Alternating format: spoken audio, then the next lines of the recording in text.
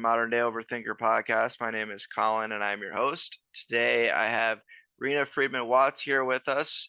She is the host of Better Call Daddy podcast and amongst other things as well. I'll let her do a little intro, but welcome everybody and thank you for tuning in.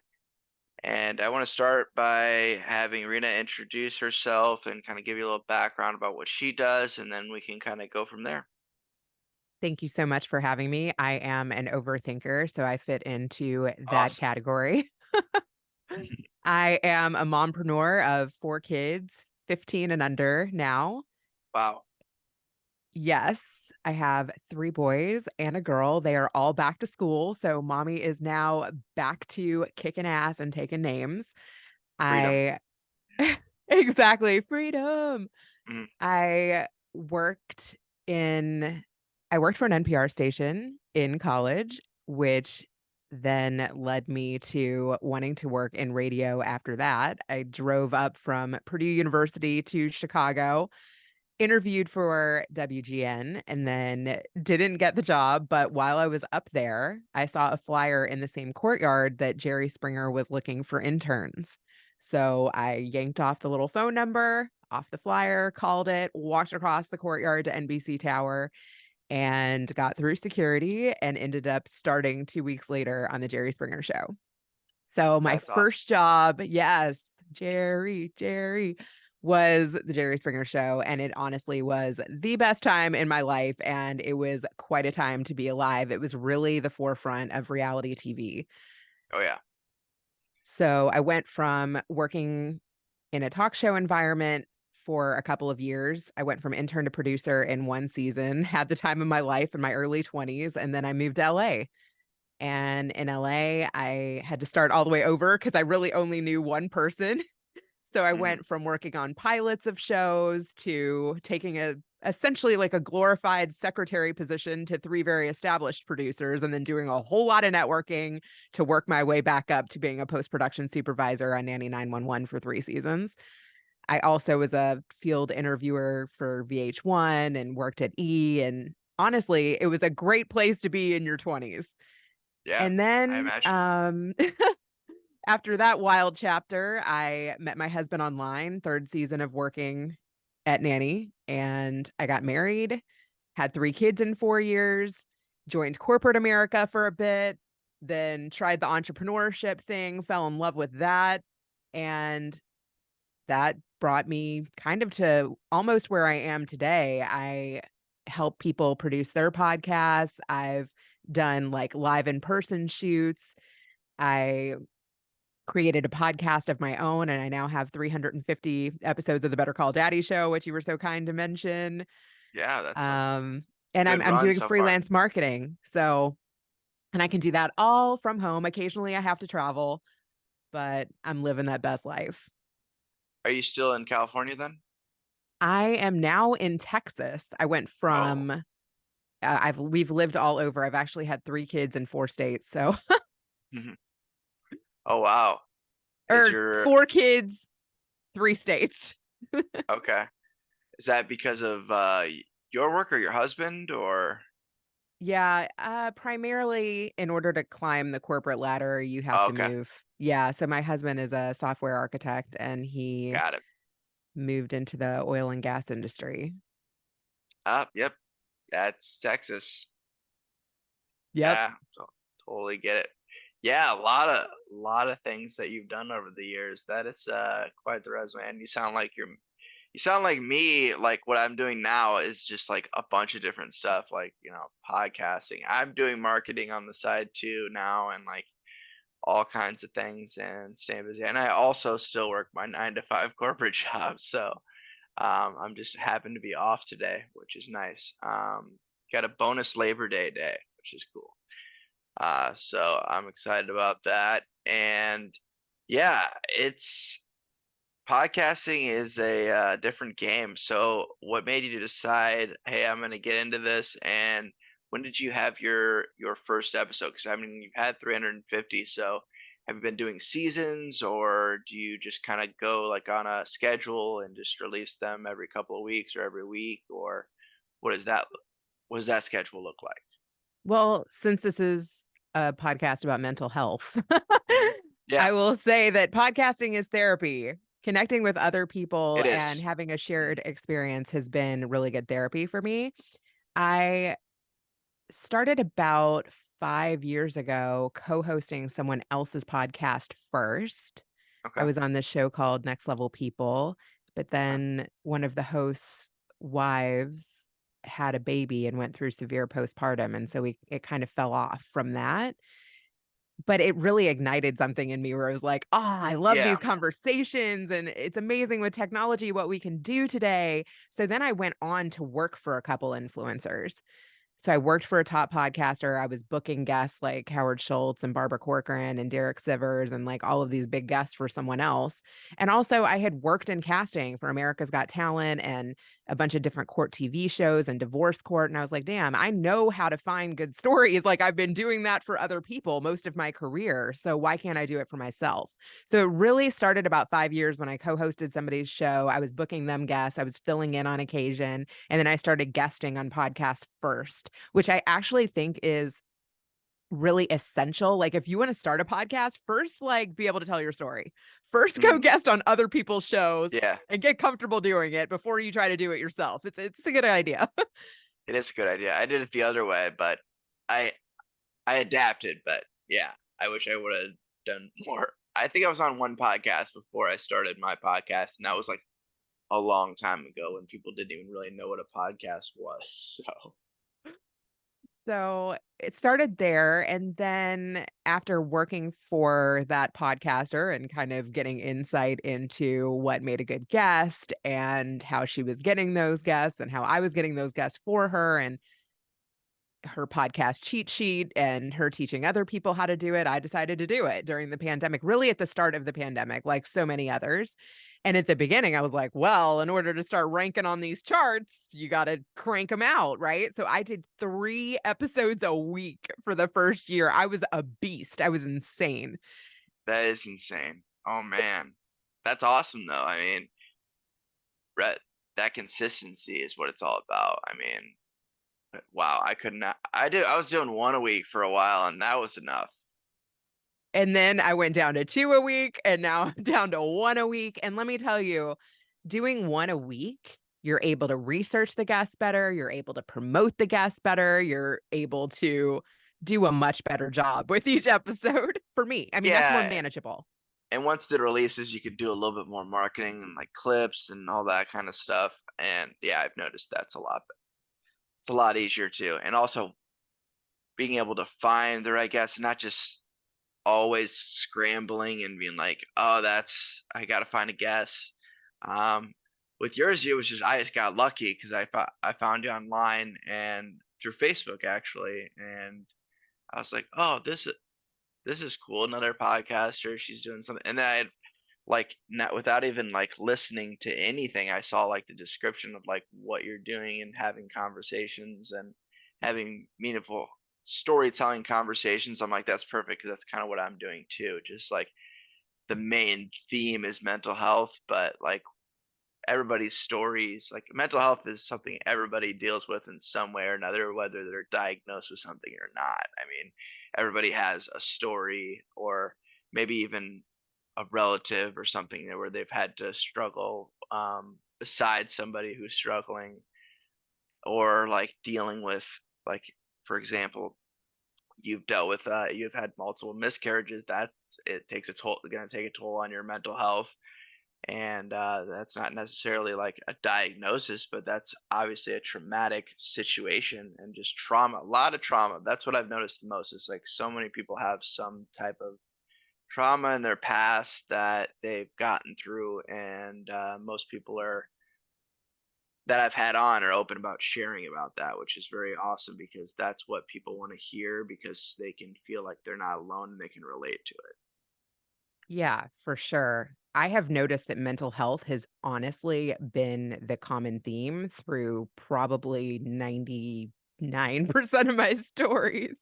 Yeah, and that's not even like what you were trying to like get out of it but it just comes up because that's just it's just so it's so relatable and so or it's getting to be more normalized getting there.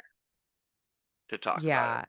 Although I'll say in my family, probably, just from knowing my family members, people could have been diagnosed and no one ever was. Like, it's Oh, not yeah. encouraged. It wasn't encouraged. It's still not encouraged to admit to it or call it something. I feel like my family is very old school and that they're just like, you'll get through it. It'll be okay. Get back up. That Yeah. that is the mentality in my family. And thank God I have my dad that I can like literally call in any state of mind and he can Mhm. talk me off the ledge. Yeah. Having those people is crucial regardless of what you're going through. It's people that have empathy Yes, and and can I talk through it. wanted our show to be a bit of that as well, where I feel like so many people need encouragement, and Mhm. even if they're not comfortable enough sharing, like you said, by being able to relate to these real life situations like miscarriage. I also had an emergency C-section where I had a 3-pound baby 7 weeks early, Ooh. and the percentages of people that suffer postpartum after having a premature baby and having to go to the NICU and having 3 other kids at the time was super Oh, so this was high. your 4th this is your 4th child? Yeah, my 4th child, and I had had a miscarriage right before, him.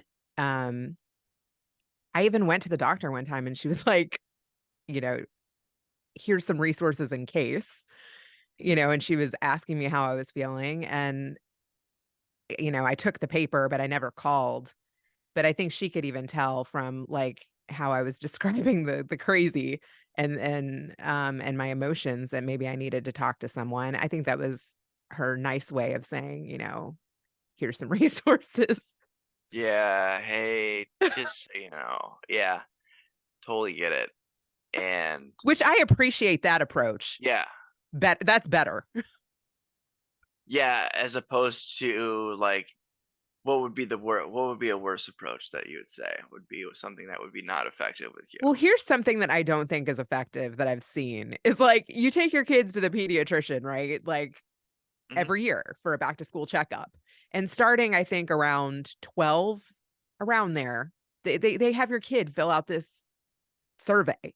What kid is gonna really fill that out honestly? How they don't trust these doctors, I don't trust them, and really tell these strangers, like, how they're really feeling or what their challenges really are by Yeah, circling a surveys are survey. yeah. I get that because I filled out a lot of those when I was a kid, and I still have. Like I hate doing them. Like when I get like a new, I had several different therapists, and like some like have that you do that like before each session or every couple of sessions or whatever, and I'm just like, I hate this so much. Just talk to me. Yes, Like, exactly. My 15-year-old, like, literally drew a line through both pages, it was like, "No." yeah, And then turned it back in. I was like, "You're good." The thing is we all have so many struggles. We all have bad days. We all have mania. We all have OCD. We all have depression, anxiety. It's running rampant through our yeah, society. yeah, It's called not enough sleep, not enough exercise, not eating right every day. It's a perfect storm. If you were eating healthy, exercising 5 days a week, I nursed a kid till he was 4 years old. I mean, my hormones were off for 4 years, and combined all these factors. I used to say to my husband, I'm bleeding, I'm nursing, and I'm not sleeping. You want to know why I'm not in a good mood? There you go. yeah. A lot of factors. That's that is a lot of factors to change your mood for sure. What that is, For years of that. Like, kids don't sleep through the night. Like, the whole first year is yeah, complete freaking chaos. I had yeah. 3 kids in 4 years. Like, I was literally A nursing my zombie. 2nd kid while I was pregnant with my 3rd kid. I had to stop nursing the 2nd one because it was causing contractions and trying to work. Yeah, that's a lot. Yeah, my brother and sister-in-law, they just had their first kid, and yeah, they're going through it with the sleep, the lack of sleep, I should say. Oh. So Babies want their mommies, and, like, we went on a hike too, or, even just going to a friend's house and, like, walking a mile to a friend's house and, like, what if they need a diaper change? What if they want a nurse? Like, immediately, you're literally just camping out on the sidewalk and doing it, You're changing diapers on the sidewalk, gotta lift up your shirt and nurse a kid on a mountain. It's Yeah, whatever you gotta do. Um, anything to I make the have baby stop crying. Like, I have noticed that breastfeeding has been way more popular uh, than it was when I was a kid. Like I was not breastfed. I don't know if my brother was. I'm the middle child.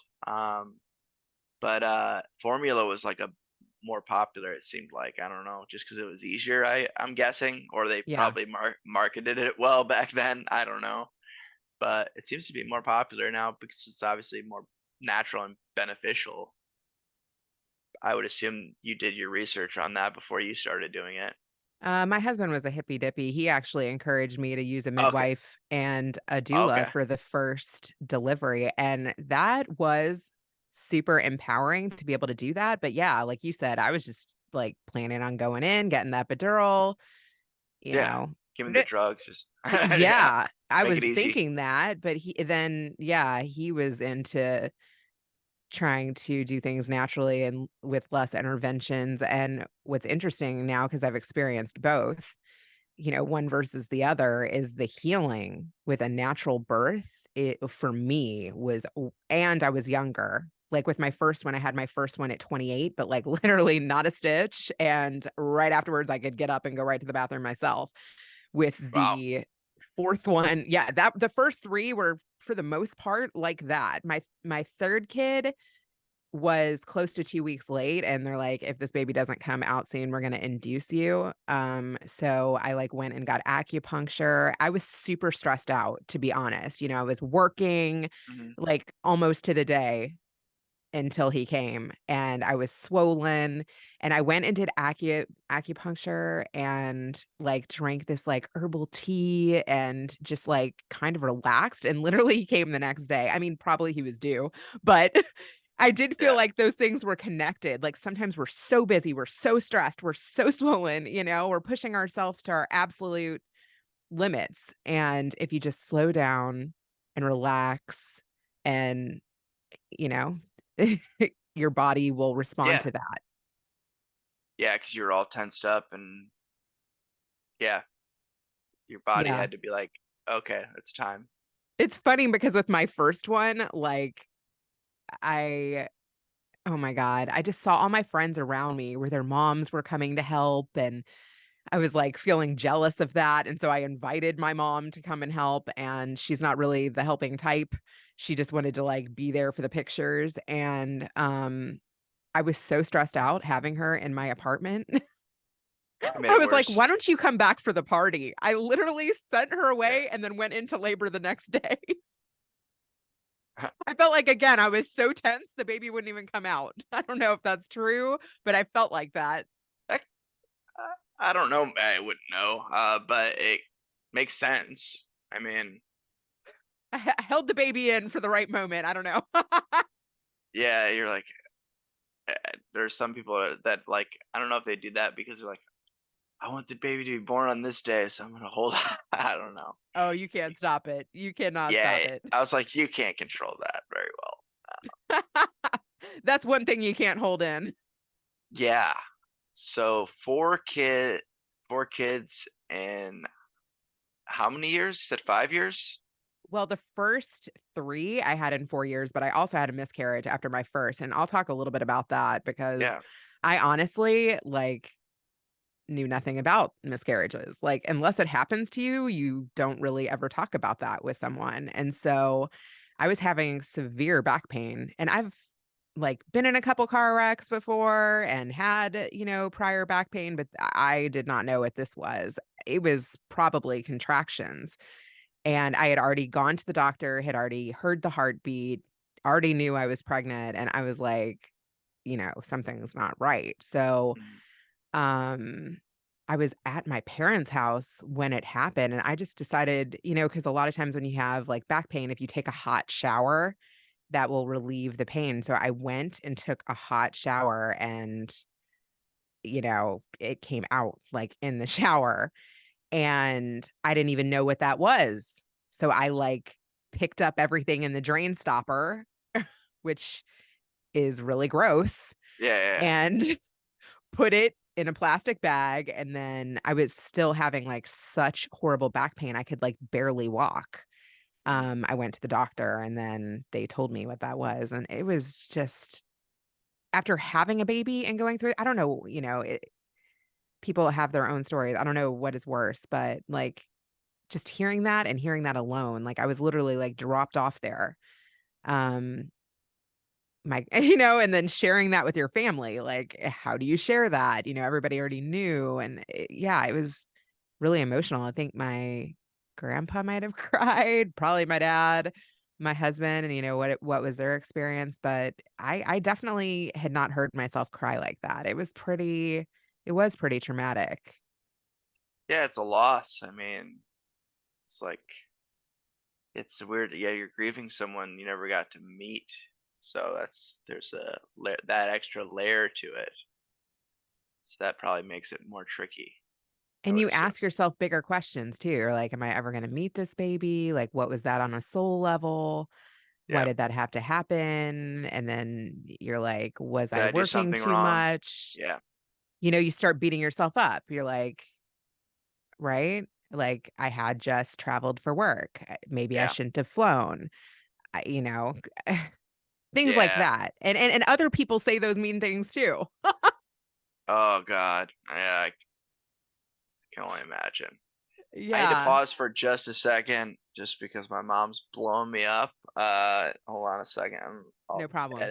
I'll edit this.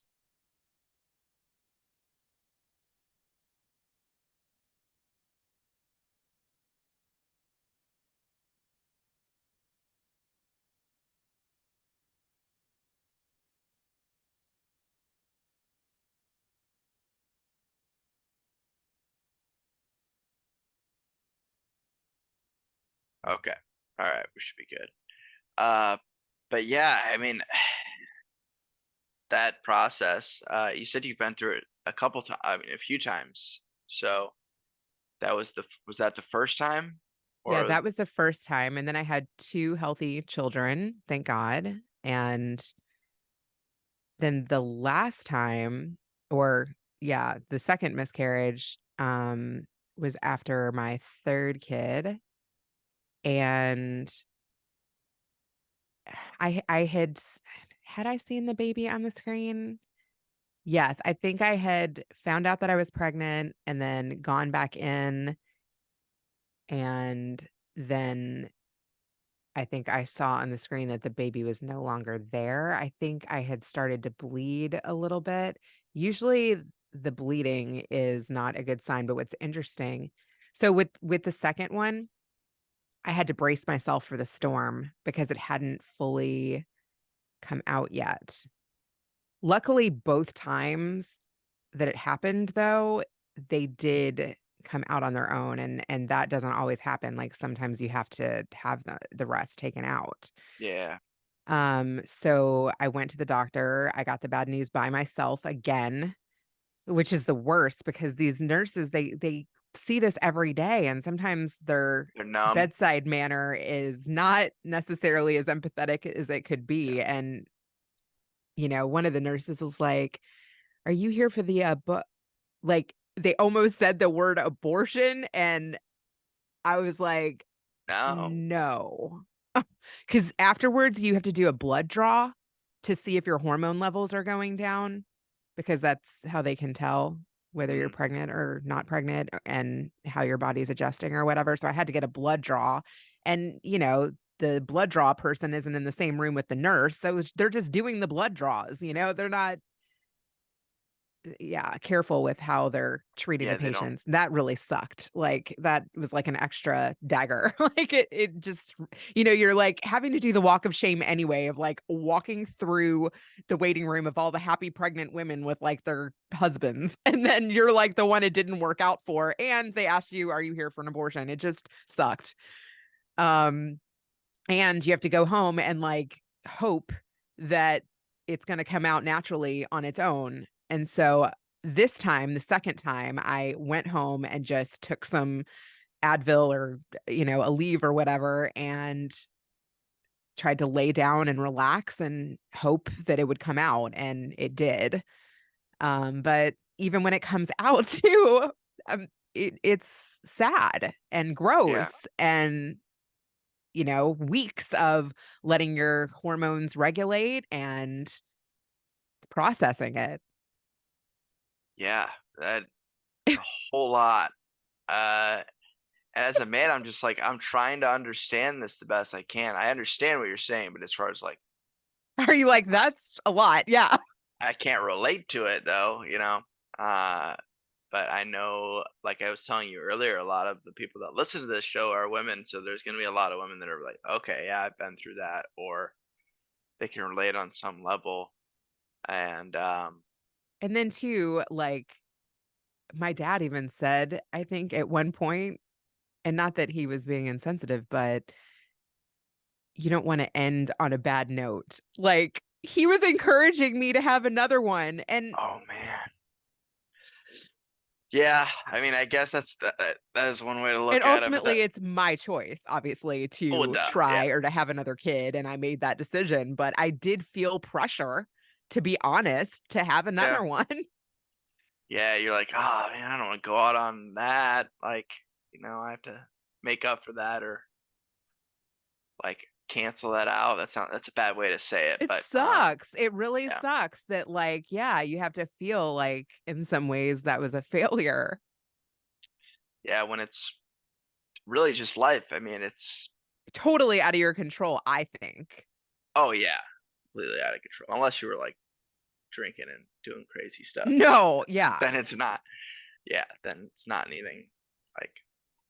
But it's weird because there's so many like people like that, women that have been pregnant that have like been like actively using drugs or drinking, and for whatever reason they don't have miscarriages, and you're just like, how did I have? You're probably thinking like, how did I have a miscarriage when other people are like out here being reckless and they're still having kids? Like, I've also did you ever think interviewed of it that way? women I've also interviewed women too that, had to go through IVF or weren't able to conceive, and there's a lot Oh of yeah, pressure around that, and, they're seeing these teen pregnancies happen, and yeah, they're just having a one night good time or completely unplanned, and I think there's some unfairness there too.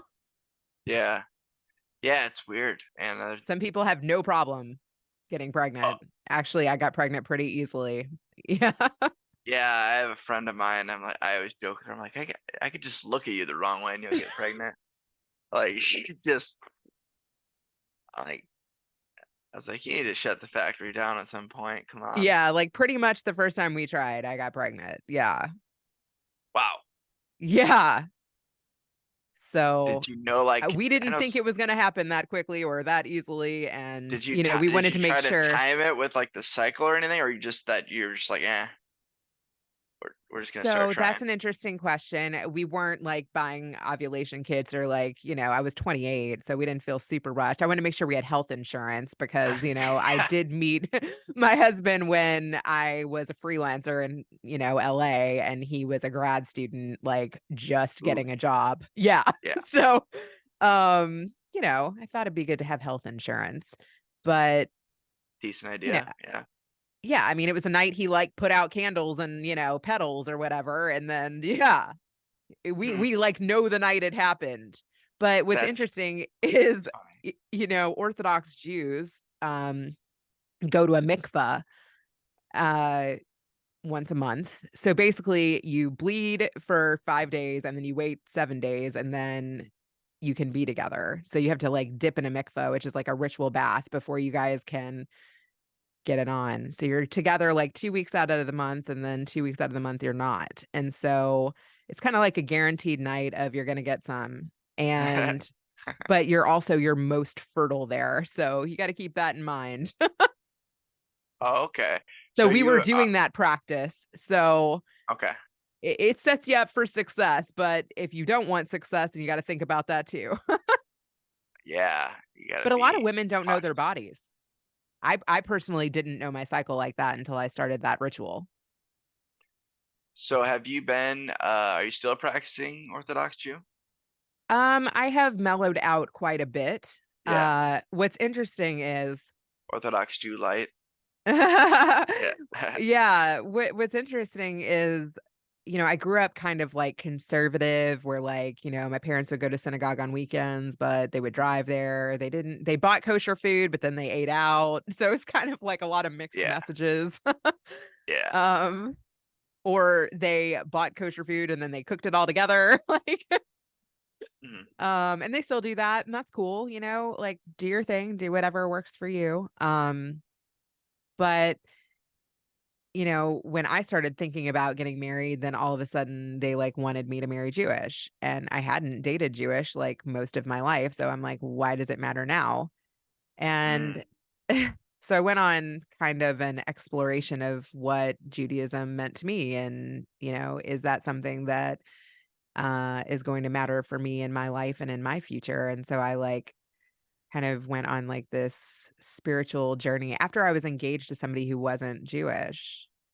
And so I took like a little over a year off from dating, like completely, like no sex, lots of yoga, lots of working out, lots of working, being a workaholic. Ah, yeah, just staying busy as possible. Exactly. I'm doing Yeah, that kind of right now. manic. Yeah. And did some reflecting on, what I wanted my future house to look like. And so I got on JDate. I was like, let's try this out. I was gonna ask which website did you use? Yeah. Well, what yeah, so JDate was actually cool back in the day. Like at the time I was doing it, there was like 10,000 people on at a time. You know what I mean? It was pretty active where I could go out pretty much breakfast, lunch, and dinner. That's awesome. Yeah. The Yeah. dating apps are so it's such a cesspool now. I've never been on JDate because 'cause I'm not Jewish. People think I am just the way I look, which is very weird thing in itself. Um, but I actually grew up Catholic, so it's like, I would be cheating if I was on JDate. Oh, there were And other people that were doing that. Yeah. I'm Yeah, sure, first yeah. question on the date is, "Are you actually?" Yeah. But you still work in radio as well, right? Yeah. I'm working for Yeah. cool.fm on Sundays. I right now I'm working 8 PM Eastern until midnight, and what's really cool about working at the radio, besides the fact that I got this wonderful new mic that makes my voice sound buttery and a new setup, I have uh, one of those mics too. Yeah, they're is I nice. get to work with other announcers who actually work at terrestrial radio. So this is an internet station, and I get to be a part of a team, and I feel like I'm learning and honing my skills, and they re-air my podcast on Sunday nights at 10 PM Eastern as a special feature, which is great because it's increased my listens, and it's Oh, another way to re-promote guests that have been the best guests. So I love that. absolutely. That's awesome. So, talking about careers, I really want to talk about the Jerry Springer experience because that's got to be wild. I mean, how long were you there? And tell me a little bit about like just working in that environment, like, and how much of it is it all staged? That is the number one question I get, and to be Okay, honest, I was there, like, in the heyday when we were actually bringing real stories. So okay. real stories are much easier to make happen on stage. Like, if you have a married couple that have been together for 15 years and they have 4 kids, and then there's some bitch down the street that's been banging on the door and you bring her, it's not too hard to make that unfold on stage, right? Oh, of Like, the course, wife yeah, wants a piece of her. yeah. Just And that was drama. really the bread and butter of the show was, like, love triangles, cheating stories, but there was also some of my favorite stories were simply, like, a mother-in-law that was butting into a relationship or a hate your mate, "I hate your boyfriend, I hate your girlfriend." Oh, mm. So, I had a mother-in-law that hated her son's girlfriend, and the mom and the daughter, oh my god, they went after each other with some real fury. where we really did have to rip people apart. There was hair clumps on the stage, nails ripped out. Sometimes they forgot what they really wanted to say. They just wanted a piece of each other. Wow. That is so when did it get to a point where they're like, "Okay, we gotta kinda play this up a little bit more," or did If that your ever story happen? gets boring, yeah, like if Yeah. you can't talk, you better fight. Like, Yeah, yeah. if 'Cause you that can't was get it out, you're going to hear one of those alarm bells of get out of your chair and go for the other person. Yeah, for sure. I mean, it became like a little gamified there. yeah, yeah. But yeah, for a while there, that was like I mean, the that was the original, right, of reality TV, right? 100%. I mean, I got to book some of 'Cause the I was really really young. Because I'm not trying to make you sound a lot I'm older older than than me, but you. Yeah. but I was really young when that show started, so when it was the first, like, when did they first start that I show? think it started in 98. It was Okay, right and I graduated high school in 97. So I went there right out of college in 2001. So it was pretty hot then. Like I was there oh, pre yeah, 9/11.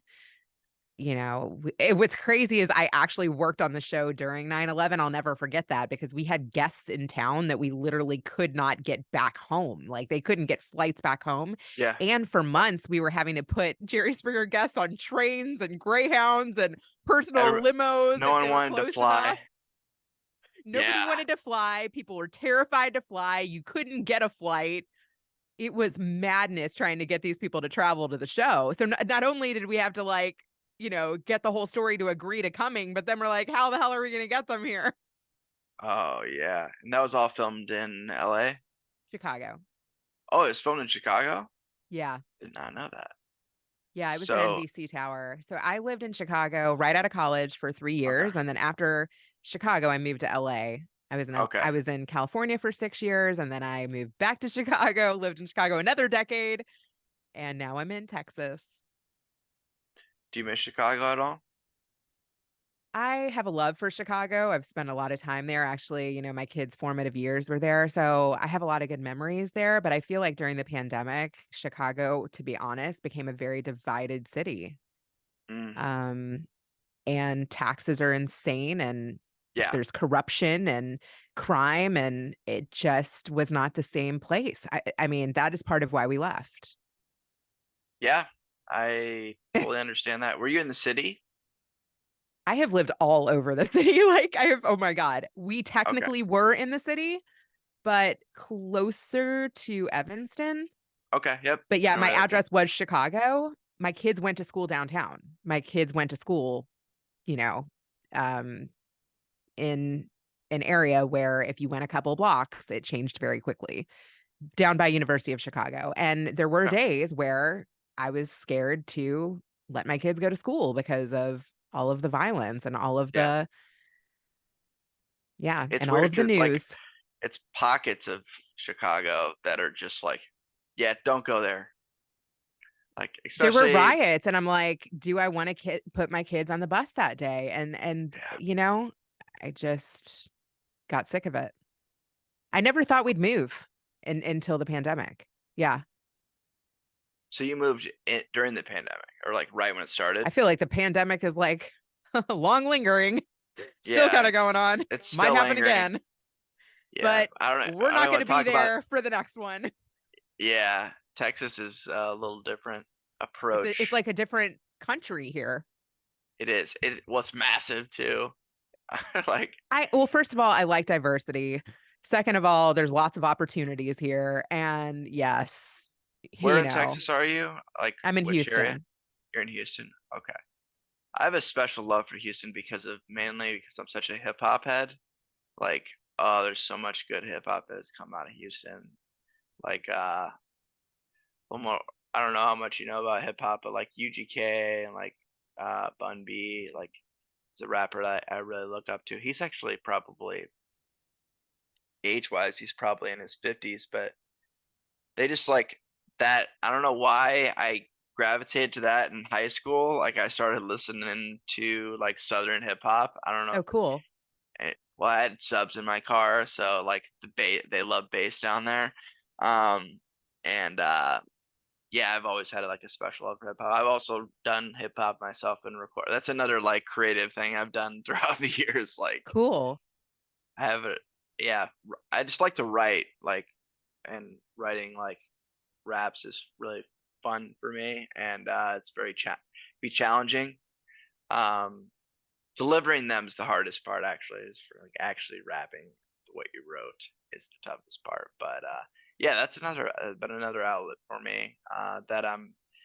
It's weird. Like I go through phases mentally where I feel like okay, I need to record. And it's kind of like I need to like dump. I need to get something out, and I treat it very much like therapy. And so, or if like right now somebody sent me something, they're like, "Oh, I want you to record a verse on this," like a friend of mine, and I'm like, "Man, I haven't recorded anything in a while, dude. Like, I have to like motivate myself to record." And but yeah, Houston is an awesome area. It's I mean, it's Texas in general is exploding, right? Oh, yeah, definitely. My husband lived here 27 years ago, and I think there's at least another million people since then. Oh man. And what's the cuz I'm geographically challenged. Houston, and then how far is Houston from like Austin, for example? Like I uh, think Houston from, like, Dallas, Austin, San Antonio, they're all kinda, like, 3 hours apart, which is totally drivable. Like, we've gone to yeah. San Antonio multiple times to take the kids to, like, Great America or Schlitterbahn, like, the water park, you know? Yeah, I hear a lot about Austin just because of comedy and Rogan and like how he's Houston too, just though, has a comedy scene. We've already gone to I 3 bet comedy clubs here. If you're ever wanting to, try it out here, let me know. I have a couple connections. I appreciate that. Yeah, I'm trying to do more traveling more. Like once I get to a position where I'm working on my own. And well, the thing is, the good thing about my job is I am remote, so I can kind of work from anywhere. So definitely not a good time to go to Texas right now. It's too hot.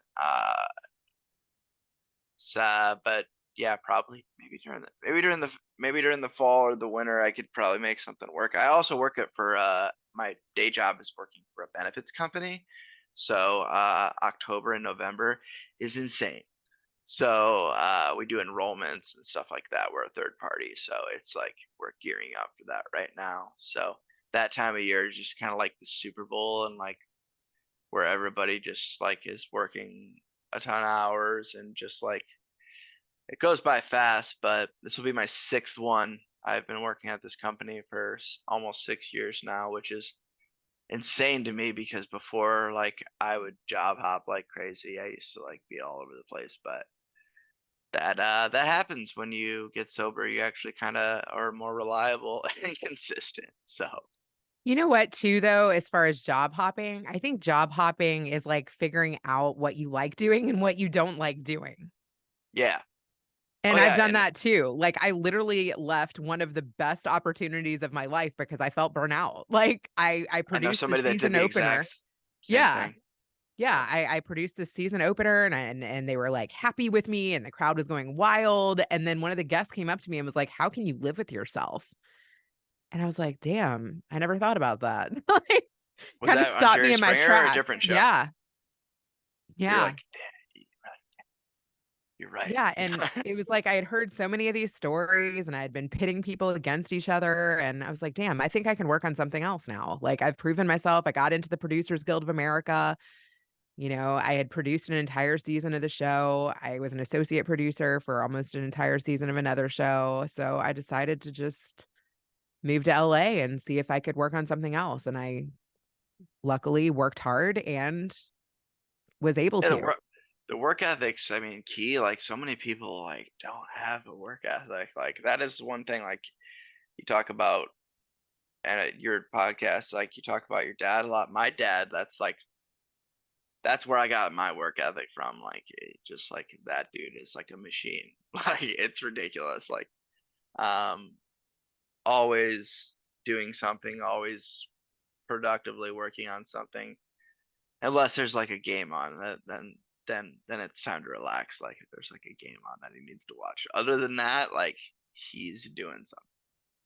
That's what life is about, though, right? And I'm getting to that Continuing to point move. where I'm getting to that point where I don't really I used to, like, sit down and, like, watch shows and binge watch and do all that stuff. I'm just like, I feel like I'm wasting my time. And I've gotten to that point with, like, even I'm getting better. I still, dealing with depression and, having, like, anxiety and things like that.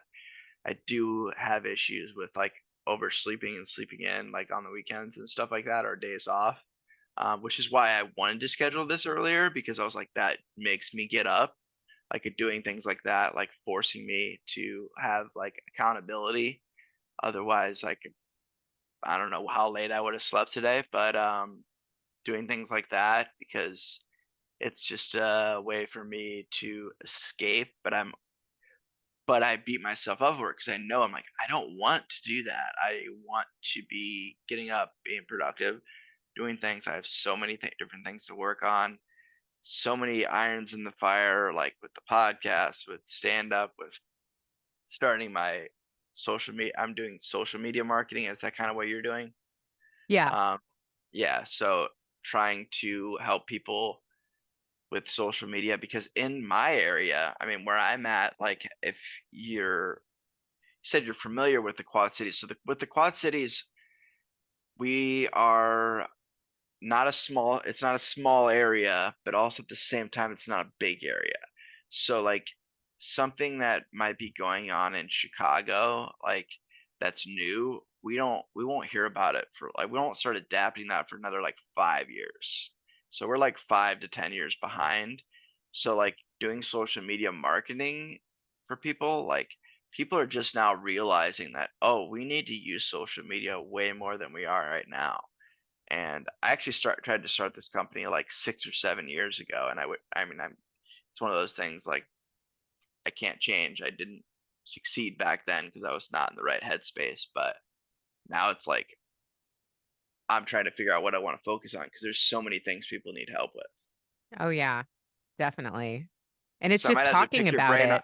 I might have to pick your brain on that because, like, there's just so many and I'm doing we were talking about surveys, but adults are better with surveys than, kids, but this is like an online, like, survey that or like an in-person survey I've been doing with people and just asking them about their social media and, like, what challenges they have and trying to figure out what I wanna focus on and also, like, trying to figure out what to charge people, and I wanna be a better person to work with than some of these agencies that are just, like, insanely, like the quotes are just, like, ridiculous to these small business owners that, like, you give them a number like that and they laugh at you, you know? Oh, yeah, that is also why I started doing it freelance, because if there's something that I can help them with, I'm willing to do things à la carte versus give me some huge retainer and you have to work with me for a month. Like, "Hey, you wanna get on Yeah. 5 podcasts? I can help you do that. Hey, you need 5 to 10 guests for your show and you just want somebody to, like, find the right people for you? I can do that. Hey, you need help with your website? Is it blog posts? Is it social media posts, right? It's like you said, finding what they need help with. Is it something that you could manage? Is it something that you could do? Is it something that you enjoy doing? A Yeah, lot of my business has come from that. yeah. Yeah, I enjoy doing it, it's just, my biggest thing is, yeah, mainly just, like, keeping up with, like, Instagram and Facebook. That's, like, because like, some of the that's actually been refreshing to hear because most people are like I'm like, "Oh, what social" like, the first question I ask people, like, "What social networks you on?" They're like, "Oh, Facebook and Instagram, and that's it." I'm like, "Sweet. I don't have to deal with a bunch of different ones." Like, You're like, now I uh don't have to be on TikTok. Now I don't have to be on Threads. Now I don't have to be on yeah. YouTube. Now I don't have to be, yeah, I LinkedIn. have you used Threads at all? I downloaded it, and I have done nothing.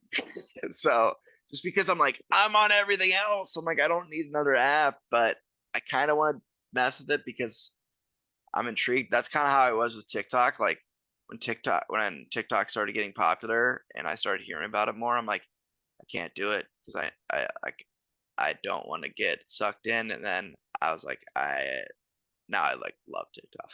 So, Really? That's funny. So I think you kinda need to have a profile everywhere, just so if that's somebody's preferred means of contacting you, then at least they can contact you there. But as I far as agree. Yeah.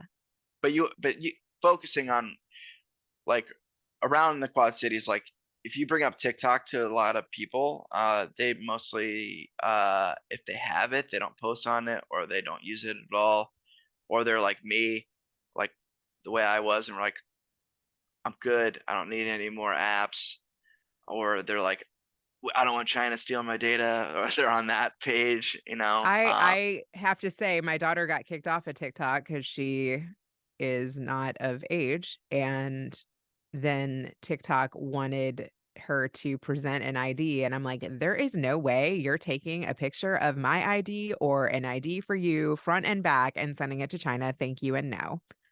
Yeah, I had to do that for So, Facebook to get the check mark.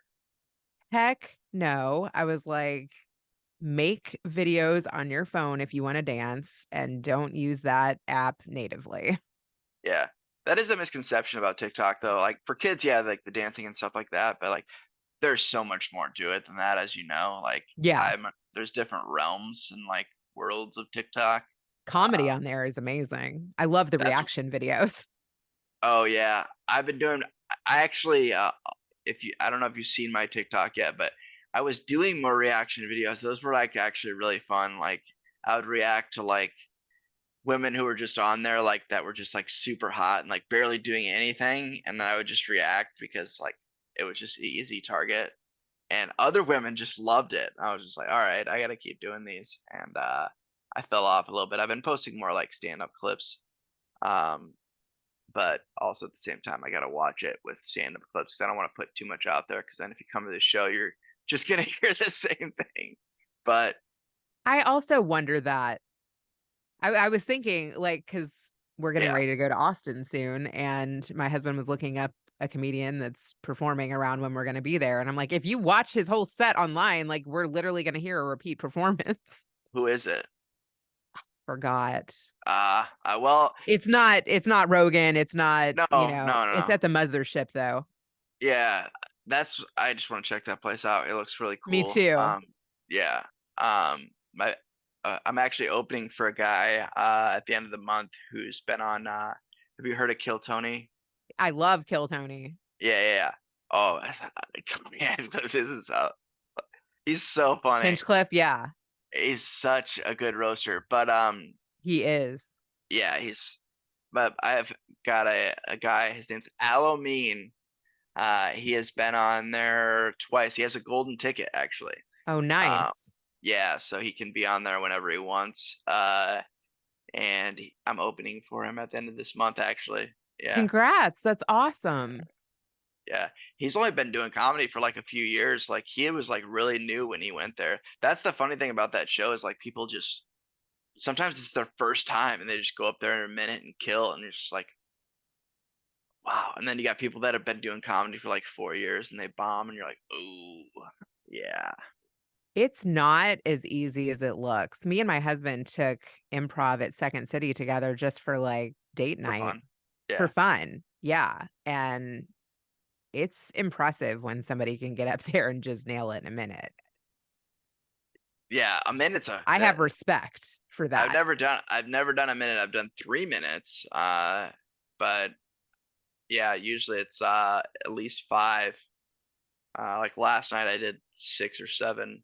I did an open mic, there wasn't that many comics, but there was a good crowd, so I was just like, got up there and just did the hits and, stuck with that, and, that was fun. I recorded I have to watch that recording to see it if it's as I set myself that I don't know if you have this problem, and it's something like we could talk about like before we wrap up here. I know we're getting close to time.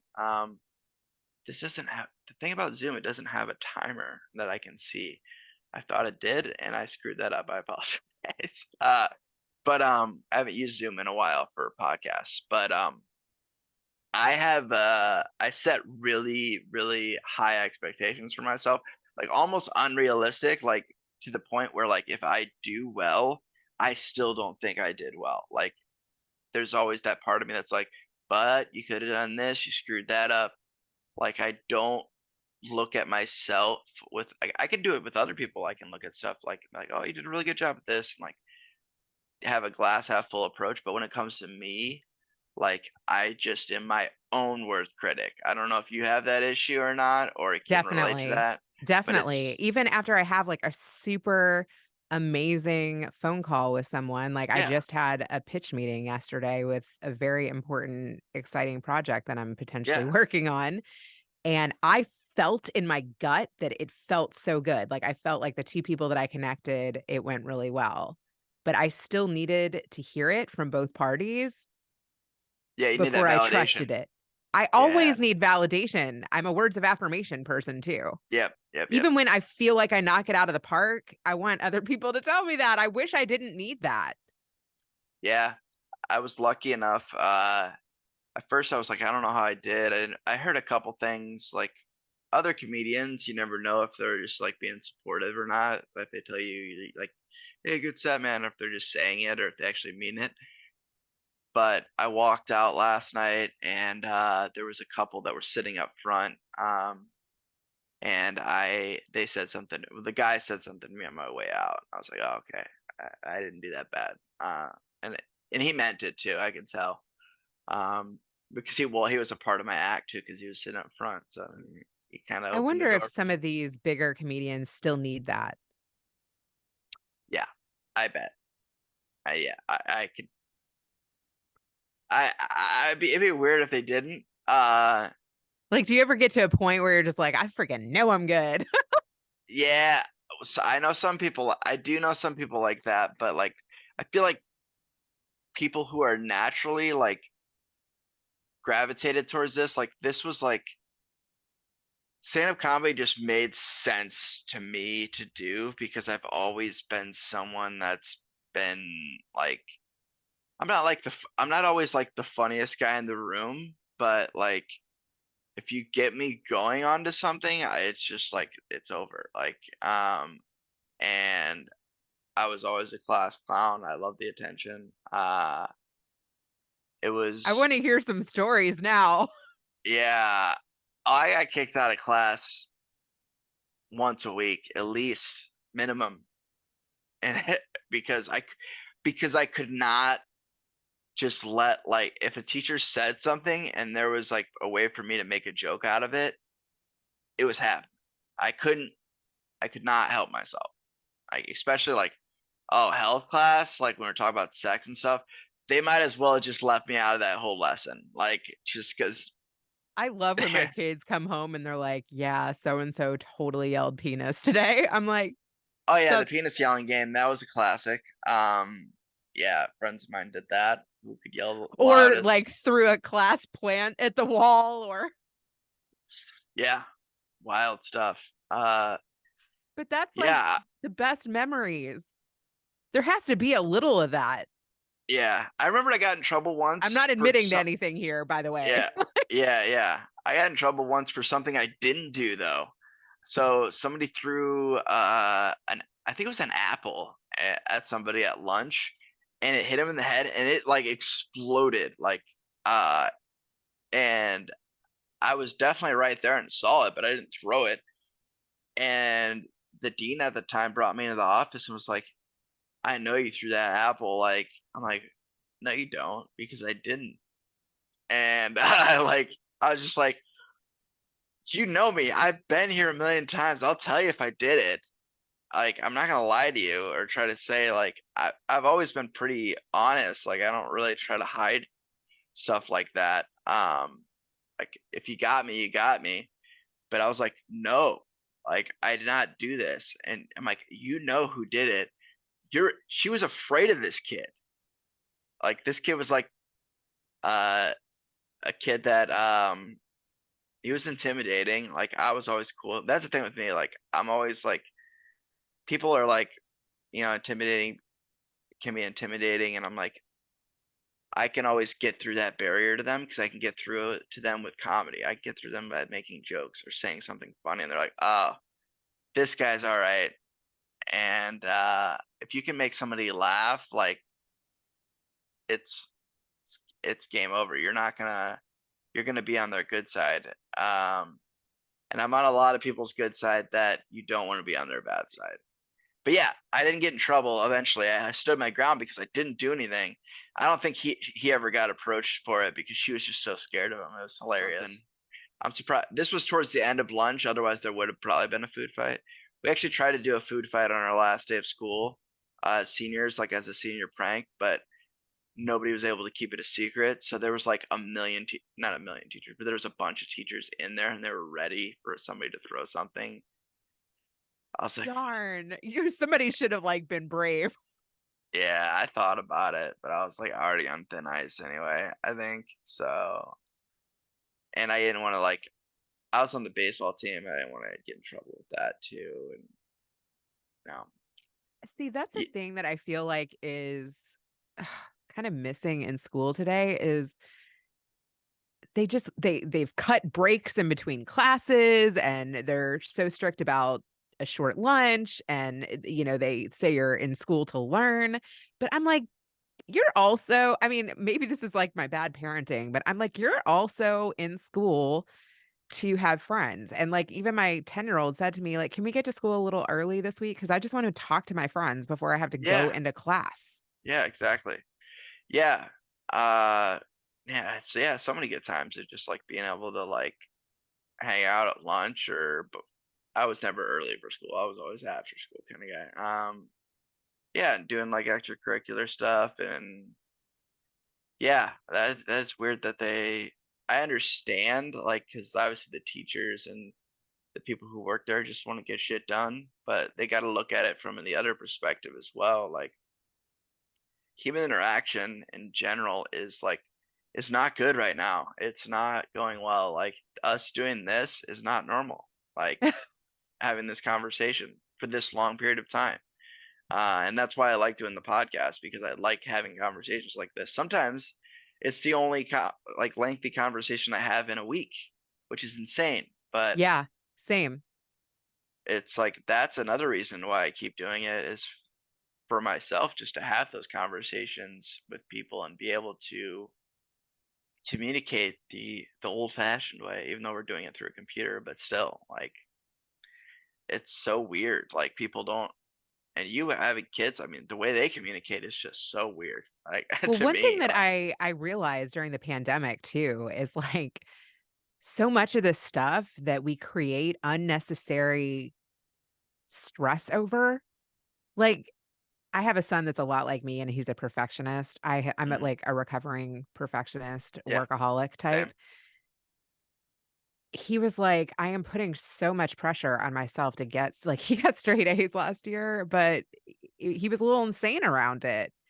And he was like, you know what? I'm just gonna get an Unhealthy. F. Yeah. He was like, and I was like, "You know what? An F to him is like literally a B or a C." You know what I mean? I was like, "I'm not putting that pressure on you to get straight A's. Like, if you'll be less insane, I'm okay with that." Like, Yeah, it's hard too because in life the cheaters are rewarded. Like he literally could cheat to get an A, but he's actually trying to learn it. And, yesterday in school, his teacher said, circle the ones that you need help with or you have questions on. I mean, they're 8 days in at this point. You know what I mean? And then he circled more than she allowed to explain. And then she was like, okay, I'm only going to give you a 50 on this, like, since you didn't answer enough of them. And he's like, wait, I'm being penalized because I followed what you told me to do. I actually want to learn the material and you're going to give me an F for that. So that just like ruined his entire day where he came home on like a tirade where it's for a kid that cares and that's a perfectionist. That's like such the wrong approach. yeah, So then he's like, oh, I'm just going to, you know, F it. And I'm like, okay, do it. F it. I don't care. I'm like, that's not really what you want though. He's like, don't yeah, reverse psychology me, you know? yeah. It's true though. That's not what he wants. But I'm like Uh, that too. I yeah, am so like that. Like, I want my videos to be great. I want my shows to be great. I want my yeah. customers to love me. But that is honestly not how you learn. No. You learn from the screw ups. Oh yeah, You learn from the unairable shows, yeah. I've had a couple of which I've those. had. Yeah, I've had a couple of those. One of those where I was the guest and on somebody else's podcast, and we've been scrambling to try to record it again. I'm like, "Ah, man. Let And me then I tell you just something about that too. I've had guests that like we just, I don't know, have different communication styles or maybe the questions I ask, it just doesn't flow. And I've done a couple repeat episodes and sometimes the repeat ones are worse than the original try. yeah, because you're trying too hard to make it work and So force sometimes it. it's better just to be like, look, I like you, I like your content, Yeah, even like when I sent call you it a out those day. even when I sent you out those questions, I'm like, I don't normally do that, so I'm kind of glad you didn't even like you didn't like send them back, so I would like read them off the paper and be like, oh, but because like people have asked me many times, they're like, oh, do you have like a format or like in like they like, people that are have that kind of brain, you know? I'm Yeah. just like, no, I don't do that because then what's the point of having a podcast if it's just going to be like scripted the whole time, you know? Yeah, I would love to speak to that a little bit because I had a guest yesterday who has produced 12 reality shows and he Okay. is a producer mind and a Yeah, he's director all mind. about And that. he really like he sent me the questions I should ask him. And there's so many people that try to do that. And I was like, Ah, thank you for the suggestions. I know you. I want to just have a conversation. Like, I yeah, personally, as a host, do better not sounding like I'm reading. And even when I started at the radio station, we had certain lines that we had to read about the station. You know, we yeah, had like catchphrases or yeah, whatever. yeah. I'm like, give Plugs. me a rough outline, but I don't want to sound like I'm reading. And I produce a healthcare podcast and it's scripted. And I even tell the guests, I'm like, you've written the answers to the questions that you know you're going to be asked. Please don't look at them during the recording Yeah. because if you look at them, I can hear it. Hmm. Yep. And I've heard you do it on two other healthcare podcasts. So let's make this one different. I want to make it sound conversational. Like, let's breathe some life into this subject matter. Yeah, and also like me not knowing stuff makes me more engaged and want to ask more questions as well. So like sometimes like the less I know, the better. So I can because I'm just a curious person in general, and that like gets the ball rolling, get me asking more questions and opening more doors and things like that. So So I think it's good to research people, like check out their Instagram, yeah, check I out did their like Facebook, yeah, right? But don't over prepare either. Have like a general idea of their story, general idea. but don't know it Yeah, all. Yeah. yeah, yeah. You don't need to come in like yeah, like crazy, like knowing like how do you even know that? Like I've that had just that a couple times where I'm like, damn, okay, I think I stalked them too much. But like, yeah, you yeah, don't want to know like where they were born, where they went to college, who their best friend was. yeah, yeah. That would be a little weird. You're like, you talked to who before this interview? What? I actually did that to this one podcaster who he's a good friend of mine now, but like I saw that he was in like a bunch of posts with this guy on Instagram and I was like, "Hey, I'm getting ready to interview your friend." The What should I friend say? reached out to the podcaster and was like, "Do you know her?" Like she reached out to me. Oh, you ruined He it, was like, dude. "Way to do Yeah, your research, Reena." yeah. Hey, that that is actually a good idea though. I don't think that's a terrible thing to do. Is like talk to Here's somebody that another already. one. So like if you look up somebody on LinkedIn and you look at their last three recommendations from people that they've worked with, you could say, "Hey, I saw that you wrote a glowing recommendation of so and so. I'm getting ready to interview them. What's something that I should ask? What would you like to know about that person?" I've done that a bunch, and a lot of times that works well. Oh, okay, yeah. I just started interviewing people at work. Uh, and that's been interesting. I'd never done it before. Like I worked my way up into leadership, and this was the first year I actually interviewed people, and I was just like, oh, I mean, I interview people on the podcast, which help me like make it easier and more comfortable. But at the same time, like they made me ask certain questions, and I was like, ugh, I don't like this scripted stuff. Like, so I went off script multiple times. I was just like, obviously asked the questions that were needed to be asked because it was like the first round interview. There was still a second round interview, but like I still asked like at golf cup or like oh that's interesting. Tell me a little bit about that or like you know just because I was interested, just to get them talking, you know? I feel like I'd be afraid to interview people while I work with them in case that job doesn't work out. It's kind of similar. Like I moved to a new city, and when you move to a new city and you connect with other podcasters, you're like, should we collab? But then you're like, what if I get to know them better and I don't like them and then we Mhm. live in the same place? So I like to kind of like get to know some people and like make sure it's a good Yeah. idea before I like know that they're forever going to be on my platform. Oh, yeah, that's true. Yeah, thinking about the long game too, like, that's why I didn't do that. That's why I'm not having politicians on, um, at least local politicians. I did have Spike Cohen on my podcast though, which was kind of a cool one. But we didn't talk about politics though, really. We actually talked about sobriety because he's in recovery. Well, he's been sober for a long time. So um, we talked about that a lot. So it I'm wasn't going to just check that that. out. And also I was like, he's not a Republican, he's a libertarian. So I was like, people don't hear from them ever. So it's like it was an interesting person to talk to.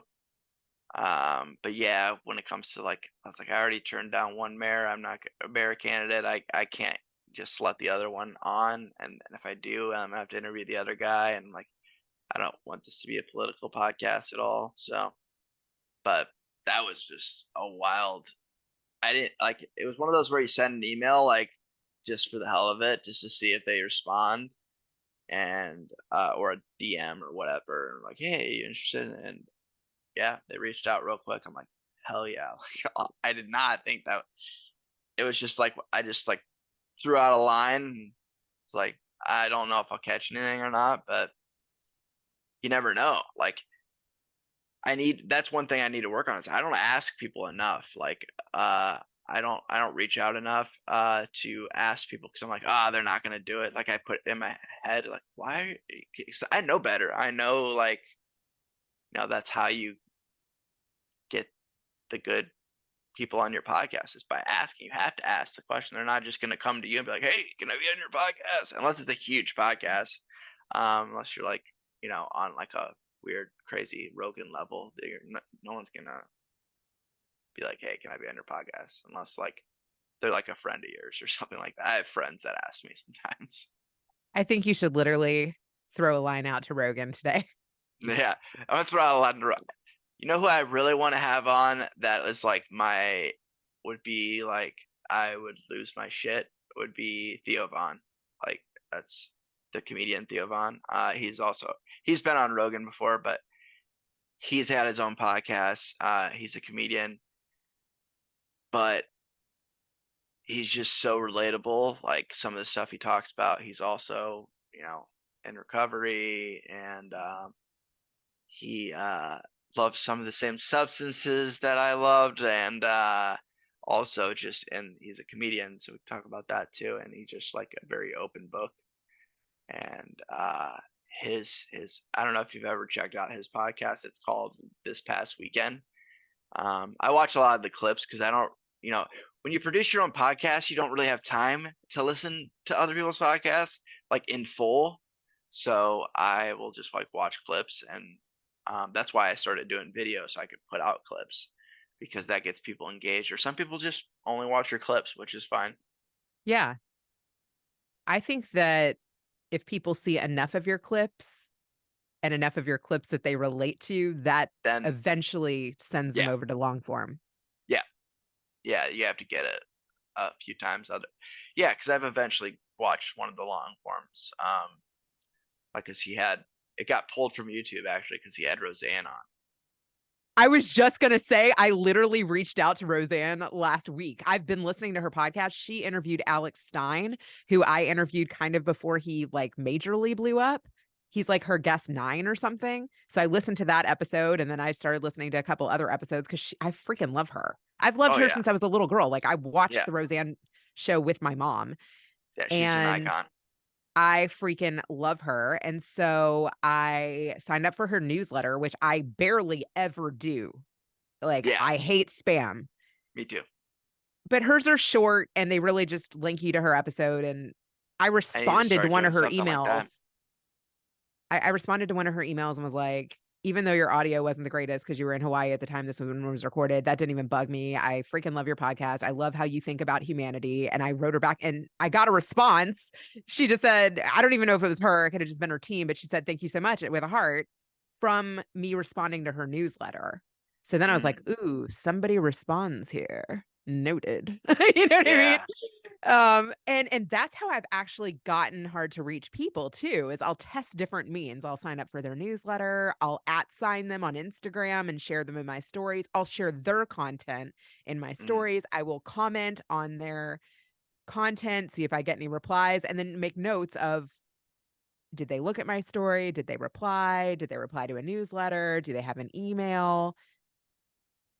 I yeah. say throw out the line. If you really want that Theo, go for him. I mean, I love what you just said too. That was such a personalized reason as to why you want him. I was interviewing this guy, Lance Shuttler. I haven't aired it yet, couple days ago. And his father passed away by suicide. And then he kind of changed the course of his life by going into studying more brain health and supplements and the health system and all of that. So he has like a supplement company now. Mhm. And after our interview, like the very last thing that I basically said to him, if there's anybody that you feel would be a good introduction, just let me know. And he was like, well, I saw that you interviewed James Altucher, and I know that James Altucher speaks about mental health. Then he went back in his room, pulled out a James Altucher book, and told me why he loves James. He's a comedian, he's a chess player, he talks about mental health. I was like, oh, wait, let me hit record again. We're going to make Mm, a clip together right now. I'm going to edit it special for you and I'm going to send it to James. I don't know if that guarantees you that James will respond, but I'm friends with James's editor. And how cool that you have the book handy, that you have a personal story. I'm going to send it for you. Right? yeah. Yeah, that's awesome. It's really about putting those lines of communication out and trying. Well, we need to get wrapped up here just because 'cause we're running as usual. I like to talk, so, but, I wanna before we close things out, I wanna ask, like, I'm trying to think of a good way to close things, and one thing I thought of recently was, like, asking people just a basic question, just for the listeners. What's something you would say to someone who's, like, who might be listening to this podcast and struggling with something, like, mentally or, like, just having a tough time and trying to keep going and moving forward? What would be s your words of advice? Like, because obviously you've been through tough things yourself. Yeah, that's a great question. I was actually thinking of a quote. I was like, is he going to ask me if if I'm going to leave him with a Or quote? A lot of people do that. if you have a favorite quote, that works too. But here's what I'll say. I'm going to kind of combine the two answers. I have this quote, when I was in middle school, I was kind of going through awkward years of, not fitting in and Oh, yeah. being bullied. I was bullied. I was chased home from school. And I went to summer camp, and one of my counselors was into reading like dark poetry. And I felt like I really resonated with that poetry at the time. She introduced me to Sylvia Plath, who, ended up taking her own life. But there was and Anne Sexton. I forgot which one of them said it, but one said, I was once beautiful and now I'm myself. And that Mhm, has stayed with me for so long because I felt like I had to put on makeup and I had to be skinny and I had to be pretty to be liked or to be promoted. And the more I'm raw, the more I just show up as who I am, the more I accept who I am, the less edited I am, the more happy and comfortable you become. So that's what I would say. And then as far as if you're going through a hard time, you've got to find somebody that has loved you in all of your different phases. So for like me, it's my dad. He is my mhm, number one motivator, my number one fan. Like I said, I can literally call him in tears. I can call him yelling. I can call him cursing. I can call him in any state and he mhm. won't get off the phone with me. So if it's a friend, if it's a relative, if you want to call my dad, do that. No, but Here's his he'll number. adopt you. Yeah. But you got to find somebody who's seen you in your best light and can help remember you of those times when you Mhm, were yourself and when you believed in yourself. Even in in giving speeches or performances, if I'm nervous or if I'm anxious or I don't think I can do something, I try to remember I've produced the Jerry Springer show. I've put my hand Remembering through a those piece things, of yeah. yeah, put my hand through a piece of wood at Tony Robbins when that board looked too thick for me to even comprehend doing it. I got to think of those breakthrough moments of when I did something that I never thought I could do. Yeah, those are huge. Remembering that, like the things that you have already been through. That I didn't think I ever could. Yeah, and you're like, oh, I did that. This is nothing. Yeah, that's a good way to look at it, perspective wise. I appreciate you sharing that. I think that's a great way to wrap up for everybody, and I appreciate you taking the time. I'm glad you had the extra time too. That was that was a blessing as well. So I'm gonna wrap up the recording here, but I appreciate your time. And just before we wrap up, if you want to let people know, do a shameless plug of where to find you, so they know. I'll put it in the description too. Obviously, I do that so it's easier. So, but if you want to just let people know where they can find you on social media or find the podcast, I'm assuming it's everywhere. Yeah, thank you so much. BetterCallDaddy.com, which was newly made over because I won a name cheap contest. Hell yeah. So I'm very proud of my website now. Check out bettercalldaddy.com. And then you can find me on LinkedIn, Instagram, Reena Friedman Watts, Twitter, not so much TikTok, but I am there. I am there. Not so much TikTok. Well, I appreciate it. Thanks a lot. Thank you so much for having me. I really enjoyed it.